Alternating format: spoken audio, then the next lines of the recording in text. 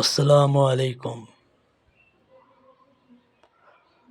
আজকে আমরা আলোচনা করব এক মুসলমানের সম্পদ আরেক মুসলমানের কাছে নিরাপদ এবং সংরক্ষিত থাকবে। অর্থাৎ এক মুসলমানের সম্পদ আরেক মুসলমান কখনো জোরজবরদস্তি করে অবৈধভাবে ভোগ দখল করতে পারবে না। একজনের সম্পদ আরেকজনের জন্য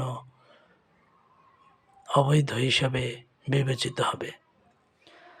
অন্যায়ভাবে সম্পদ উপার্জন করা, অন্যায়ভাবে সম্পদ দখল করা, এইটা ইসলামে আমাদের মহান রব্বুল আলামিন একদম নিষেধ করে দিয়েছেন।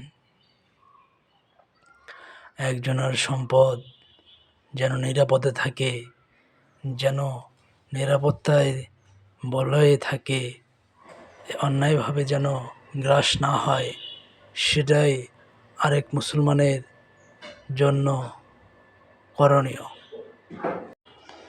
এক মুসলমানের সম্পদ আরেক মুসলমান অবৈধভাবে দখল করবে না, বরং সেটা দেখশুন করে দেখভাল করে সেটাকে রক্ষা করবে যেন সে নিরাপদ থাকে। এটাই আল্লাহর বিধান। একজনের সম্পদ আরেকজন জোরজবরদস্তি করে দখল করলে তার জন্য রয়েছে ভয়াবহ পরিণাম। মুসলমান হিসাবে এটি একটি আরেকজন মুসলমানের প্রতি হক। একজনের সম্পদ যেন অবৈধভাবে অন্যজন দখল করতে না পারে, সেই বিষয়ে বিশেষভাবে আমাদের লক্ষ্য রাখতে হবে। তো আল্লাহ যেন আমাদের তৌফিক দান করে, সবাই যেন আমরা আরেকজনের সম্পদ নেওয়া থেকে বিরত থাকি।